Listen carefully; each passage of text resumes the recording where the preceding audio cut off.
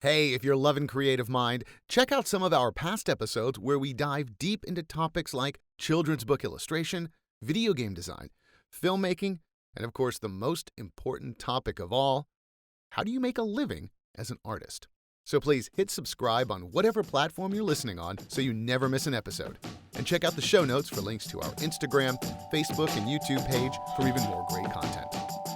As an industrial designer and as a creator and someone that's developing my own brand and my own products, when I look at this, I don't look at this as a beautiful piece of furniture. I look at this and I say, someone had to experiment, test, fail, invest more time and more money to understand how do I develop these 4 pieces of wood veneer in such a way that 1 is appealing, and 2, it's unique.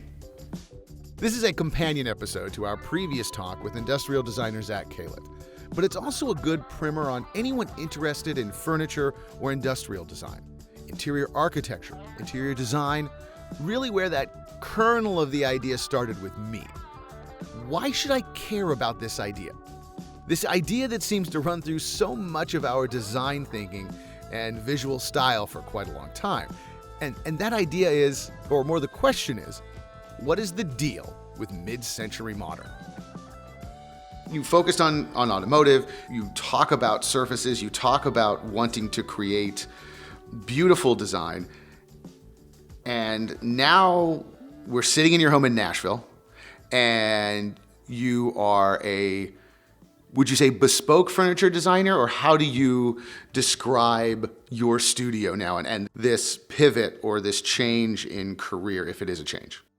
So there are a lot of terms that define someone or a product that is made in limited quantities. But when I'm selling my brand to someone, I explain to them that, for one, I'm an industrial designer and that my business is creating and understanding a product, which is furniture, that fits the needs of someone. And we can do that on a custom level, right? And so bespoke furniture, yeah, it's 1 or 2 pieces that are really extra special. If it was up to me, I would have 1,000 of these, out in the world. Gotcha. But I would want 1,000 different versions. They're all the same concept. Okay. It's the same design, right? The design doesn't change. The theme doesn't change. But each one, the whole point from my business is each one can be uniquely tailored to the user, right? Because we build everything, right? You can choose the materials. That's very common in interior design industry and furniture industry. Yeah. You can choose what kind of cloth do you want, right? You want leather, you want black leather, you want Italian leather, you want hand-dyed leather. Yeah, there's that whole fetish of what you want, yeah. Do you want non-leather leather? You know what I mean? But what's not available is full range of understanding. Yes, it can be custom length. Yes, it can be custom height. Yes, when I say that, I mean the arm height where you rest your arm can be at the exact height for you, right? Now, a lot of custom furniture makers, when you order something, you are still ordering, you get 3 versions to choose from. It's still a hobby kit. From a proportional point of view, right? You get the version that's 4 feet long, the version that's 6 feet long, and the version that's 8 feet long. And then when you start looking at different types of product development in terms of furniture, you start looking at modularity, right? And so again, getting back to the way I sell my concept of my business plan is I understand all the materials it takes to develop something. I also understand the math behind making something usable, and I'm a designer. I can conceptualize things that have not been built yet, right? Which is also the job of an industrial designer. Right. You're always looking at trends or you're looking at cultures, and you're consistently having to self-inspire on what's next. And quite honestly, for a lot of interior designers, they don't get it. Yeah. It's too much for them to realize sometimes that you can make something from nothing. You know, and I don't mean it in such a literal sense, but I mean a lot of interior designers. But to a point, it is you are being very literal. It is. Yeah. It's like, what do you want? I want a couch. Well, it's got to. Everybody knows what a couch is, but your custom design and looking at your work, it's like, I would not have thought of that. Right. And yeah, an interior designer is like, hey, my client likes this picture, and they gave me a budget. I'm an interior designer now. Exactly. And not to slight interior designers, sure. but they're always pulling from inspiration that is available. Mm-hmm. You're always being inspired by something that is out there. Mm-hmm.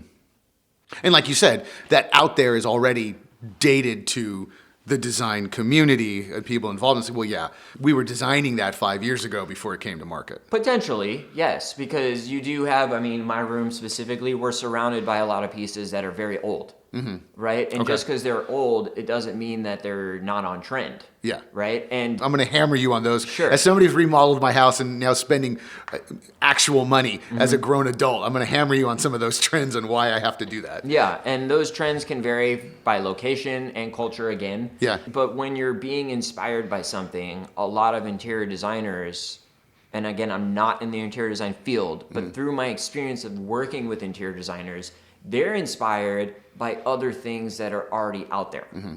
And most of the time, it's other pieces of furniture, right? Whereas an industrial designer is taught in school and in design studios as a professional to be inspired by other things that are not physical relationships, right? Okay, so if you want to design couches, the last thing, if ever, is looking really at couches. You don't open up the book, Oh, Couches, and go, let's start thinking.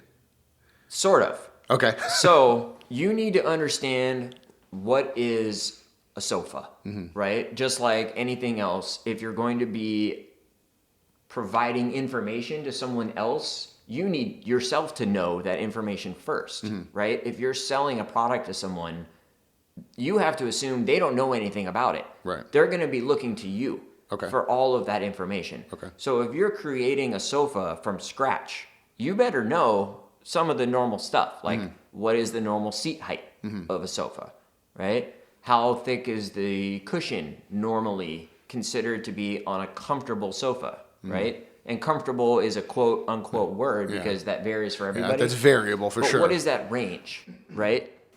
And so when you're looking at those kinds of things, and this goes back to industrial design actually, which is you need to have the discipline to understand that you better know everything about sofas before you start looking at other stuff that's not a sofa, right? So if you're being inspired by a waterfall and you're like, yeah, I'm going to do all of my conceptual drawings for my new sofa, and it's all based on the rock formations around a waterfall, the way the water flows over, maybe even the dynamic sense of the fact that water is always moving, right? Does your sofa have something that maybe moves or is adjustable, right, to conform to the user? Is it heavy looking on purpose visually because rocks are heavy? All of these different things. This is something that industrial designers are taught to look at. Inspiration boards, right? Okay. Even in my class that I was teaching, one of the assignments every single week was to continue to build your inspiration board. One board was brand, right? Inspiration from the brand you're working for. Second board, inspiration of anything besides the literal sense of what you're creating. Okay? So in the case of an automobile or in the case of a sofa, any image can go on that board as long as it's not an automobile or a sofa. Okay. Right? Okay. And then on the other board, the branding board, you better have a lot of pictures of sofas. Oh, wow. Right? Okay. Pictures of how they're constructed. Pictures of quality, right? Pictures of identification of the brand, right? There's a lot of sofas out there. Yeah, absolutely. A lot of different brands. Yeah. They all look different. And even each brand expands their line to appeal to a lot of different people. So from a furniture sense, it can be really tough to have just one chair because you're limiting, and you're also looking at yourself and saying, I'm confident that this one chair is going to be so great that I only need to provide the consumer with one choice. Yeah, that happened. You're sitting in one of those. Right. you're sitting in an Ames chair. And Exactly. that's the end of list. Yeah. Yeah. And for a lot of people, it really is. Yeah. But the fact of the matter is when you're looking at building a brand, right? And you look at large companies, they have a range of offerings. Mm-hmm. And depending on the culture of that company, that range of offerings, they might all tie together. For instance, let's just use a really easy example. A company that uses wood in their products. Mm-hmm. Maybe all of their products have the same species of wood. Okay. Right? And that's how you identify. Right. Yeah. So, everybody likes black walnut or right. maple, or that's the thing. That's where you're the starting point. Doesn't matter what it looks like. Doesn't matter if it's a chair or a sofa or a table. If it's got black walnut in it, it comes from brand XYZ. Mm-hmm. That's how they've decided to tie their products together, mm-hmm. right? Then you have the flip side of a brand, which is we are going to use a wide range of materials, right, to appeal to different people and different consumers in different cultures, but they're all going to visually be identifiable. Okay. Right? From the form. Okay. And this goes back to surfacing. Okay.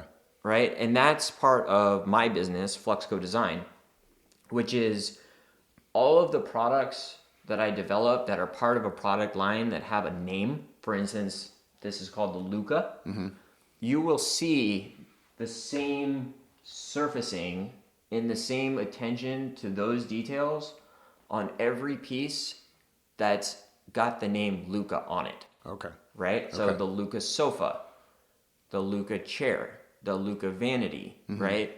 Those will all have the same style leg, the same proportion, right? Unless customized by the customer. Mm-hmm. So that it doesn't matter what material I choose, someone can always see it with their eyes and know that it's a Fluxco piece. We talked about this and you wanted me to bring it up, and I was happy to bring it up because I think a lot of people who are switching gears, and we'll talk about why you switched over to furniture in a bit, but the DIY maker vibe, and we've all spent the last year and a half in COVID, so I've learned how to do drywall. I will never do it again because my drywall looks like garbage, and thankfully the guy I hired to fix it covered up my mistakes, and I saved a whopping $500 doing my one wall of drywall.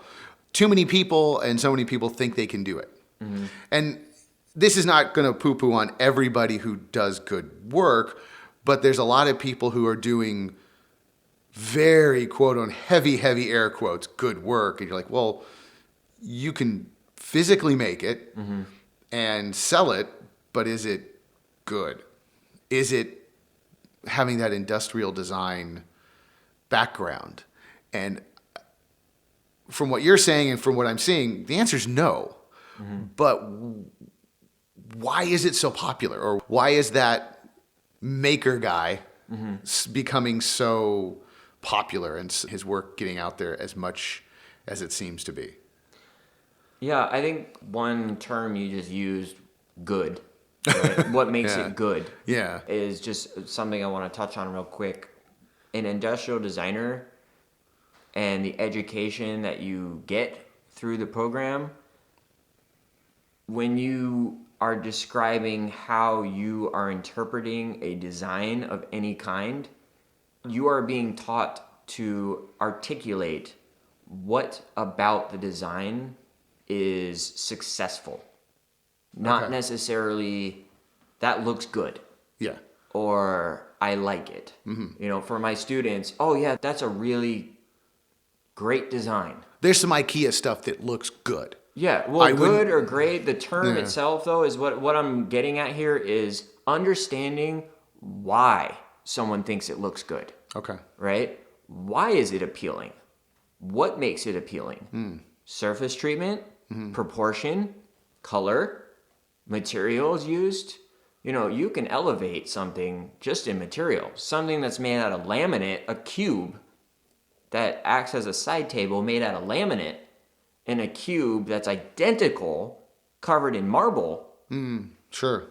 There's nothing different. Yeah. Just the materials that have been applied, right? So Why is the laminate one not good? Right. It's the same. Yeah. What functions, right? It could be better depending on what the function is. Maybe you don't want to worry about coffee stains or wine spills on your $3,000 slab of marble that you just cut up to make your cube. Yeah. Okay, well, you use laminate, that's $100 to cover the cube, and it actually outperforms the marble. But why is it not good? Yeah. Or good in quotes, right? So as an industrial designer, you're always looking at things. It makes you a horrible consumer. It must be. It's like the film director watching a commercial going, oh my God. Yeah, you're a horrible consumer. You basically hate everything available to you for some reason or another, right? And you're a terrible client to work for in every aspect of the word.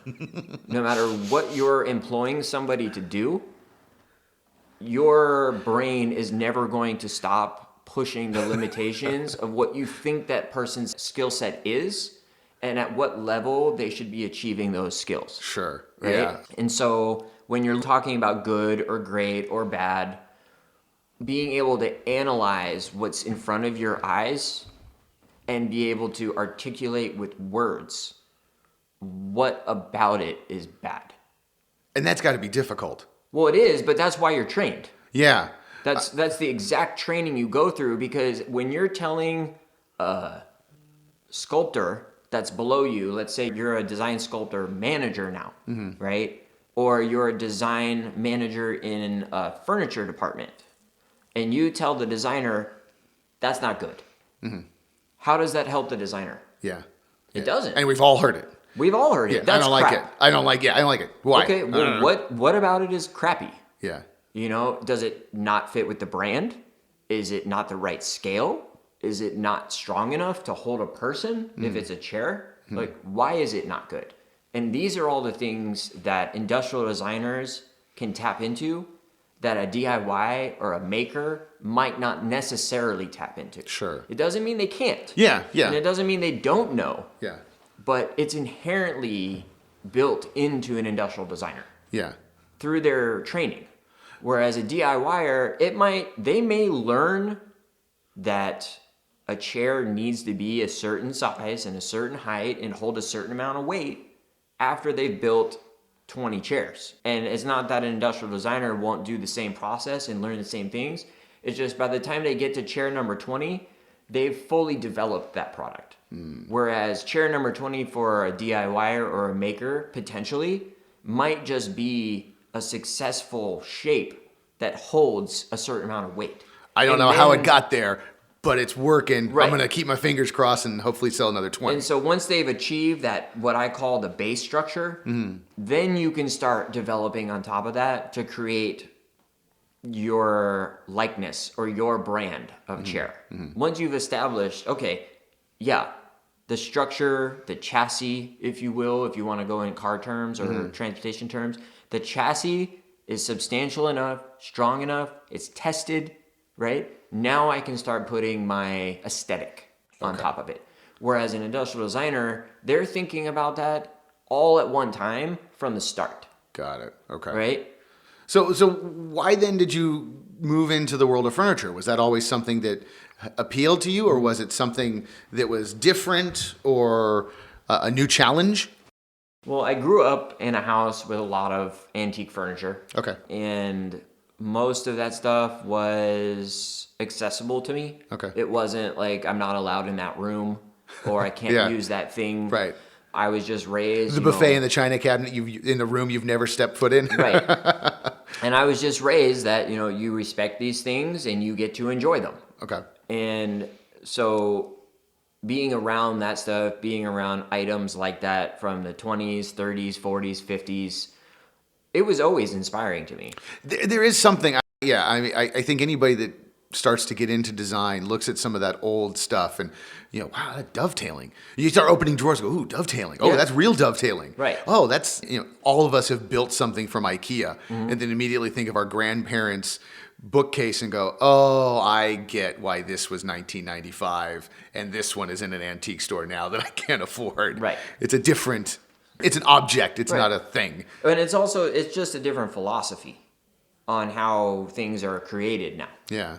And so when you think about dovetailing as an example versus something that is what we call a box build or a box kit, Yeah, right? knockdown stuff. Flat pack, Yeah. that kind of thing.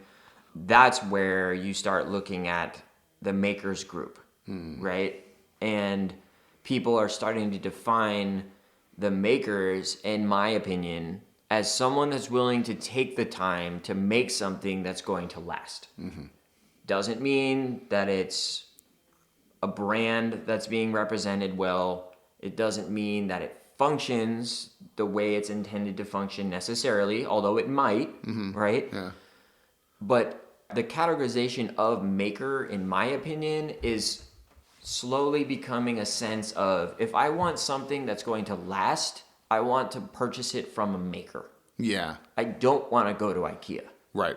Even though the development and the design process and everything that went into creating that IKEA product is probably 1,000 times better.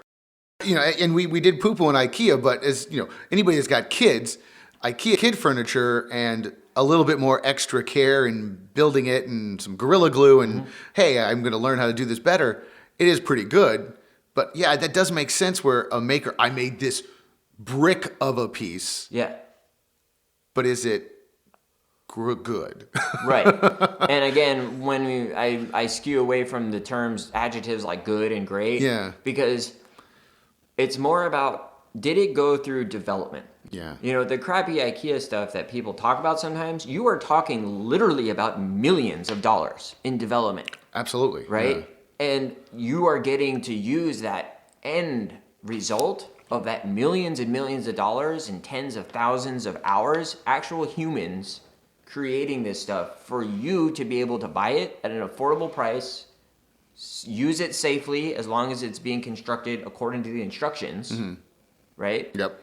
And when you're done with it, it's been purposely created and purposely designed and developed for you to feel like you can discard it and not have remorse for that. All of that is part of the plan, right? And so for a maker and people that are starting to get behind the term maker, I have a difficult time with it because what are you defining with the term maker? Yeah. Right? From my point of view, anybody that is capable of creating, and I use that in a very broad sense, you're a maker. Okay. Right? You are an artist, you can create a painting, you're a maker. You're a baker and you make specialty cakes or non-specialty cakes. You're a maker, right? You are creating something using the skills that you have developed or tools that are available to you, right? And you have those capabilities. So you are a maker. Technically, yes, I'm a maker. Everybody is. Yeah. Right? In my opinion. Yeah. And that's why the term is being used too loosely, in my opinion. Yeah, it's giving it a cachet that it hasn't quite earned. Right. And a lot of people are equating high quality to maker. And makers, quote unquote, might be using materials that are going to last longer than non-maker products. But are they being developed with the same sense of usability for the consumer overall, right? And what is the branding for this stuff, right? And you don't necessarily have to identify with a brand if you're a maker. You could make a million different things, and you could be inspired by a million different inspirations. And they can all be the same quality because you're the one developing them and building them, right? So brand isn't everything. But when you're trying to present a brand and you're working to build an identity visually, and you're being sifted in with the people that are not building a brand, that's when that distinction gets lost in the confusion of working with an industrial designer versus working with a maker. That distinction gets lost. Yeah, I can see that, but you've explained it where it makes more sense, where it's like, okay, we'll use IKEA as the example, like in the box you made. Well, IKEA makes an end table. It's great. It costs $20, and if I knock it, spill it, stain it, chip it, no big deal. But if somebody makes that exact same thing in maple, but a copy of it, great, okay, it's good, but maybe I actually want something that fits a brand or fits a theme and a style, and that's where that industrial design comes in, where it's like, well, that IKEA thing was good enough, but my bed is higher than that. The nightstand's too low to my bed. Right. And, I'm going to roll over and it's going to hit me in the eye on the corner. It'd be nice to have something properly made. And that's where that industrial design thinking starts to come into, of how I'm making it for me, as opposed to, there's a million of them that are good enough. Right. Okay. And I think it's important to touch on that. And that's a very loose interpretation, right, too. People that are categorized as makers, they can build and create well-made products that are going to last a long time. It goes back to understanding the background of how to articulate why something is going to be appealing. I know with industrial designers, and when I've started to look at industrial design, and anybody who starts when they're in art school and you start looking, you poke your head into the industrial design department, you're like, well, I don't even know what's going on here. This is mad science going on here. There's sparks and flames and smoke and drawing, and like you said, pictures of waterfalls next to cars and couches. Like, I just came here to draw pictures. Yeah. When you're building a design theme and a brand, and in your brand here in furniture, what was the start of that? Where did this all come from? Well, the start of it came from wanting to reach the end user more fluidly. As an industrial designer, and more particularly a professional sculptor in the design industry, automotive industry, I would say that 99 out of 100 times you are discarding your work. Right. Okay. Whether it be a napkin sketch or a full-on one-to-one scale model that's been fully painted and presented and was not chosen. Right. Right. It is heartbreaking seeing all those rapid prototypes just go into the dumpster of love. And I'm not talking about rapid prototypes. I'm talking about a clay model that's been hand sculpted by a team for a year, maybe even 2. And it just goes in the garbage. Oh. Oof.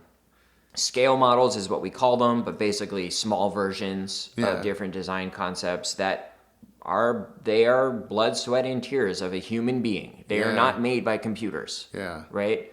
And time after time after time, you can continue to be inspired by the new ideas that are being developed and exploring how to break through different boundaries in a scale model and try to bring that to production. Mm-hmm. But eventually you're going to start to realize you're going to have to make a choice, right? Okay. Are you going to accept the fact that you are always going to be working within limitations physically and guidelines that might be dictated by the government, that whatever area you're working in, as well as the brand identity guidelines? You can't do that because it's not on brand. Right. If you're okay with that, then you can continue down that path and probably be pretty happy. If you are the kind of person like myself that wants to continue to explore how to manipulate materials in ways that maybe they're not designed for, what other exploration can you do that is outside of the brand but could reinvigorate it, right? But you're not being allowed to do that, right? All those kinds of things, that's a whole nother persona that operates outside of that industry. Okay. More or less. Okay. Right? And if you're that person, you're either continuously frustrated forever, as long as you stay in that exact profession, right? Or you find other avenues, right? Whether you're doing a side job or you have a hobby, right? And you stick with it still. But for me, it was more about wanting to see the end user interact with the product on a one-on-one basis almost, which I've gotten to experience that with automobiles, where you meet somebody that's driving the car that you worked on, but it's passed through thousands and thousands of hands, right? And it's a little bit of an ego stroke in a way, but pretty much But creating... we didn't get into this business not to have our ego stroked. Right. But creating something that's going to a particular person and then having that person reciprocate the joy of the process, not just the piece, is the most inspiring thing you could ever have. Oh, wow. Right? And so for me, furniture is a nice blend of having to stay disciplined. Okay. Right? Because it does need to sit at a certain height. It does have to be strong enough for a lot of different types of people to sit on it. Mm-hmm. From a usability point of view, you have to consider men and women, old and young. Yeah. Materials point of view, you have to consider, okay, is this an elevated piece? Are we using materials that aren't intended to be sat on a lot? Or that table is used once a year. Okay. Right? Yeah. For Thanksgiving. Looking, not for cooking. Right. Or is this a table that's going in a dining room and the family's going to use it every day? And which one is more inspiring? Is it more inspiring to create something where family dinners and family conversations through generations are going to happen? Or is it more inspiring to develop and design and build the piece that might be in the family for generations, but it's not part of the family? Right? It's this beautiful marble table that sits in the dining room and gets used once a year. Okay. It's This is the museum piece. This is that show piece. It's this still is that awesome. Passed on through generations. Right. It's still piece. awesome to build. Yeah. It's still fun to design. And most likely, it's usually more fun to design because you get to break through different boundaries because Right. it doesn't have to be as usable. Right. They're only going to Right? sit in it once. It doesn't matter if it's not the most comfortable. Right. Yeah. Exactly. Right. And so for me, I get to experience both of those things. Oh, wow. Okay. And that's uniquely different than the automobile industry as a whole. Sure. You are so far removed from the end user, except in some very, very unique situations, right? That you don't even really know who it's going to go to. Yeah. Right? But when you start building that personal relationship with a client, and I enjoy most working directly with the client, not through an interior designer and then to a client. When you're working directly with the client, you get to explain to them through images on paper, what you've been trained to do as an industrial designer. Part of my program when I'm working with a client is inspiring them to feel inspired. Okay. Right? So I do all of my sketches, all of my stuff with pen and marker on purpose. Oh, wow. Right? So they're feeling like this is artwork, right? That's going to become reality. Oh, wow. Yeah, And- that's a great shift. Yeah, that's an interesting way of thinking about it. That it is, because I know these pieces are not cheap. No. Custom furniture is an investment and should be. Right. But yeah, thinking of it as an art piece, I'm sure for your clients, is it easy to convince them that this is an art piece or some that you have to drag along? Well, I have an expensive home. I want expensive things for the ability to say I have expensive stuff. Yeah. Or is it I want an expensive piece because I want that level of artistry behind it? Well, here's what's a little bit frustrating for an industrial designer in this field and for a maker as well, probably too, which is you see these really, really luxe, really high-end pieces that people are spending a lot of money on. And these are big-name people, actors or music artists, these kinds of things. They are investing in things to say that they have something unique, that Sure. it's uniquely theirs. Yeah. But what I see is a unique piece of art, Okay. right? Art can be uncomfortable. Sure. Yes. Yeah. And it can still be beautiful, and it can still be unique, but do they ever actually sit in that chair? Or do they just stand next to it during an editorial Yeah. when they're doing their magazine spread? Yeah. And so the chair you're sitting in, right? That is a 50-year-old chair. It is the most comfortable chair I've probably ever It is. sat I mean, in. I'm sitting in the most uncomfortable way, and I'm not uncomfortable. Right. Yeah. And so all the pieces that are vintage that you see in my house are not because they're made by a specific designer or that they are a name brand of some kind. And that's what I tell people. I don't tell people this is a Danish thing, this is Eames chair, this is that, blah, blah, blah, blah, this is a Cato. People may ask, and I'll tell them, right? But that's not where I start the conversation if it becomes a conversation. Okay. What I like to explain to people is these are ways that I understand how something should be developed successfully.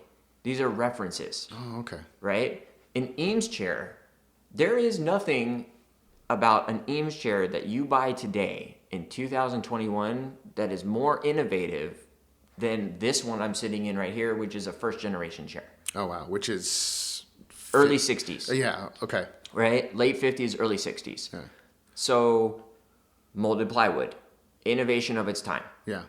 Are they still doing molded plywood on the chairs? Of Yes. course, yeah. Right? Not an innovation now. Yeah. Not a high-end product material. Right. Yeah. Everything, all the way down to the bottom of design, can now have the manufacturing process of molded plywood. It's been made affordable, right? And that's what happens. You always start at a pinnacle brand that does something that's expensive and difficult and new, and then it slowly trickles down as it becomes more affordable, right? That happens with everything. It's inevitable. Yeah. That's innovation. That's the good thing. That's how innovation works, Yeah. right? And so getting back to the Eames chair though, what about the cushions are innovative? Okay, well they were down cushions when it was first released. That's not innovative, actually. A lot of things were filled with down, Yeah. right? So what else was innovative about the chair? Okay, the proportion and its ability to support a body. Actually, no. Right? There's a lot of things about it that aren't very comfortable if you are a certain body type. Yeah. Right? You have to actually fit. I'm 5'9". You have to be between, in my opinion, 5'8" and 6'3" to comfortably sit in this chair. Yeah. Without having a sore back or without your feet hanging, if you're 5 foot or 5'3" and you're male or female, your feet are not touching the floor. Yeah. So there's a lot of things about innovation that are great from a materials point of view.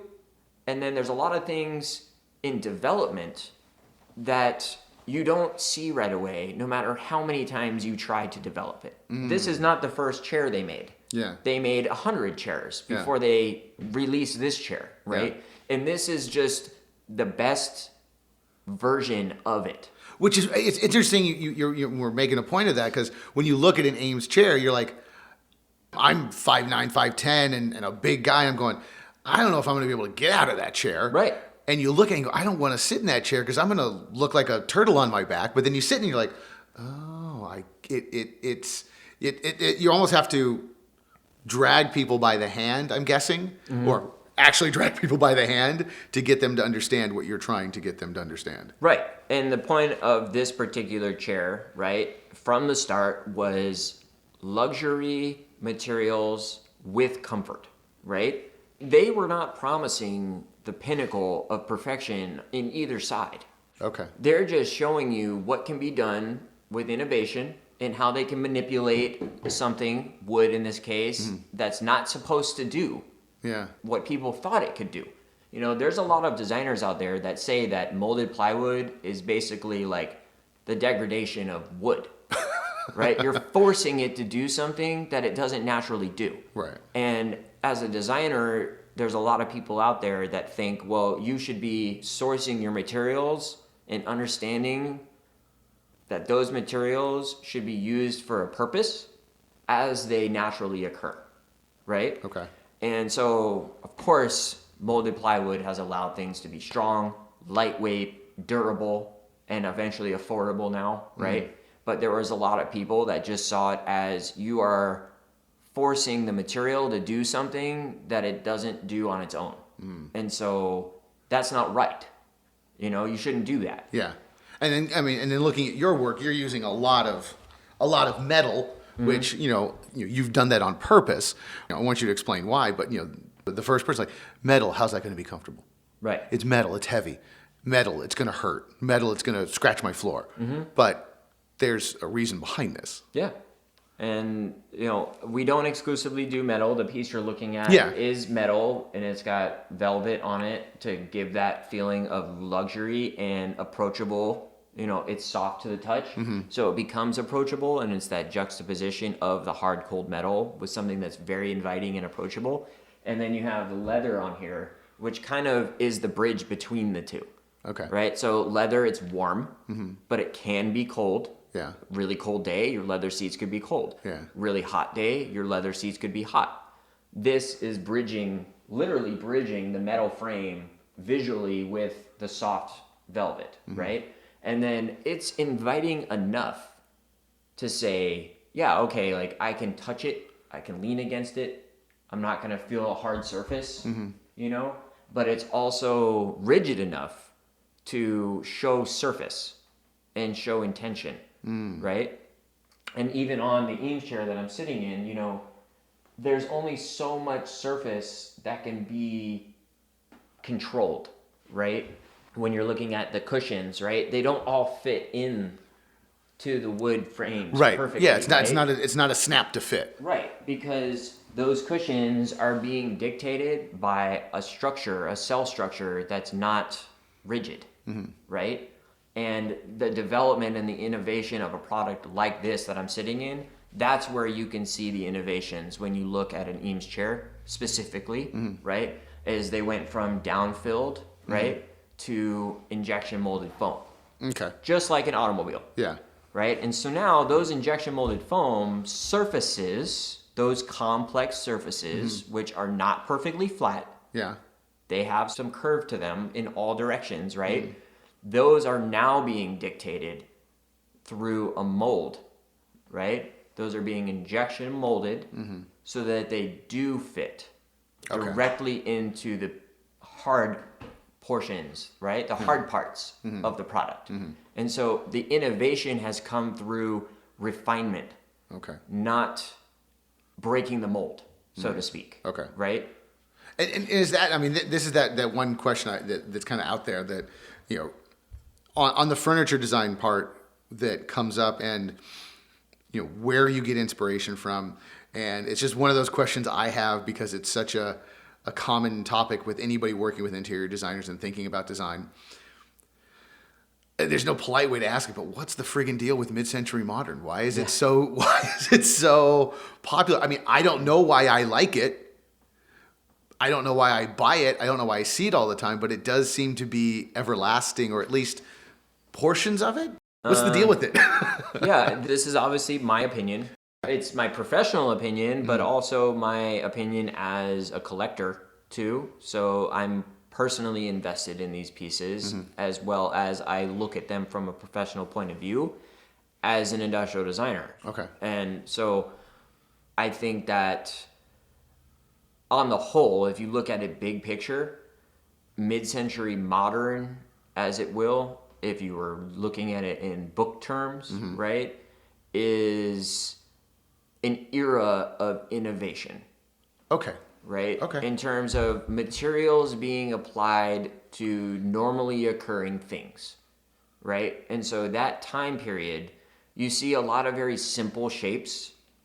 That's a cube. Yeah. Right? But then it has a bird's eye maple applied to it in a very unique and aesthetically pleasing way, right? It's been what we call butterflied on the doors, right? So it's not just book matched where it looks like a mirror of itself, but it looks like a mirror that's been folded on a mirror again, right? So you see literally what looks to be a butterfly, because the material has been manipulated in an innovative way.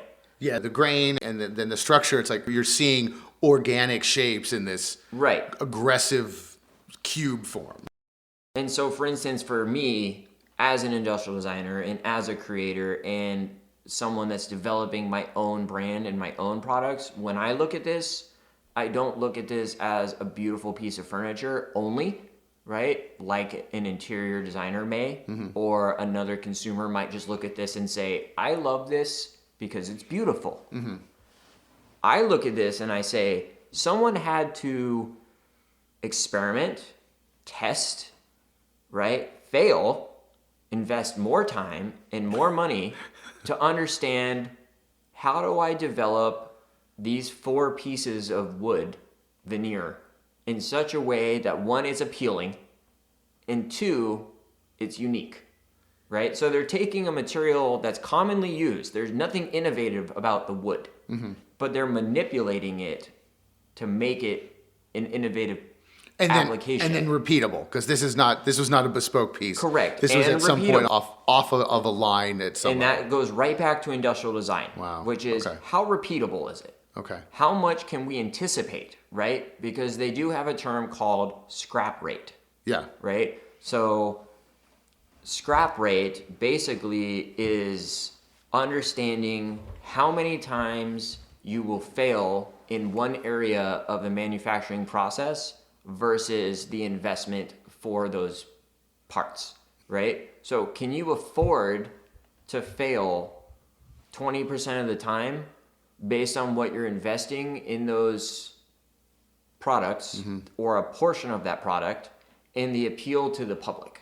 Right. Is the public going to see the value, and is it worth that 20% failure? Okay. Right? Yeah, because as you've spoken, I'm looking at these gorgeous veneers, and yes, a maker could knock out 16 panels here and probably burn twice as many, but for a one-off piece, it's not a thing. Right.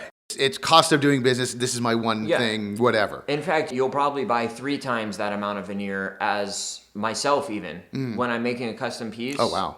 I'm buying that already knowing that's my scrap rate. Yeah. I'm not buying just one piece. But you as the industrial designer is going, okay, there's a reason behind this. Right. Yeah, okay. And so from a manufacturing point of view, you have to understand, what is the scrap rate and is it worth it? Okay. And so that mid-century modern, that makes a lot more sense to me on the understanding of design now of, okay, it looks good, but how they got there was a real turning point, and that turning point hasn't gotten that much more. It's so good that's like, I want to respect that. Right. And become part of that. And the innovations that happened during the mid-century modern time are innovations in the use of materials. Got it. And we've continued to do that with 3D printing and plastics and recycling and all those different things. But the other thing to really consider is this mid-century era and the innovation of how materials were used is also heavily dictated by what part of the world the items were being made in. So a French mid-century piece is going to be just as beautiful as this piece, which is made in the United States, right? But the culture behind the design and what inspires people in that part of the world will make it unique in itself. Sure. Right? And that's goes back to cars or anything else. Right. But for the mid-century part of design, in my opinion, it makes the availability to have one mid-century piece among contemporary pieces possible. Okay. Right? Okay. Because so it does, again, to pun it out, it does dovetail into more contemporary things very well because of the innovation. Right. Because there's such a wide range of aesthetics within the mid-century era. If you want to, there's actual dates. I don't know exactly what they are, but I want to say it's about 53 to 71. Oh, geez. Okay. So that's a large, this is a large swath of time. Yes. Okay. And so you have a lot of innovations and you have a lot of different cultures developing those innovations, right? And so you come across one piece that might be the central theme of a whole room. Yeah. And I don't think we've gone into another design era, if you will. You get into the 80s, you start looking at we all know what the 80s look. We all know what the 80s look like. It hasn't quite held. Not the same, but again, I think it's because of the materials being developed during that time. Sure. A lot of acrylic. A lot of plastics, a lot of things that were designed to be low cost in general, and that's an innovation in itself. Yeah. You're developing products that are making the product more available to someone that doesn't have as much income. That's great. Yeah. That's yeah. a great thing. Yeah, that's championing that is important. Yeah, but that also means that those products might not last as long. But that's not the point. Yeah. Right? The point is making it available to that person right then because they need it. Right? And so it all comes back to innovation not necessarily being built well. Right? We all know they were built well because, quite frankly, they're being made by the same companies that were making stuff in the 30s. At this point, right? Yeah. If the company's making this in 1965 and they're putting it out to masses, they were most likely in business in 1945. Okay. Right? You can't ramp that fast. Right. Okay. You Yeah. know? Yeah. So that makes sense. they already know how to make quality furniture. Now it's just the aesthetic. Okay. Right? And the aesthetic, I think, has just taken hold because it can be the centerpiece of a room or it can be something that falls back.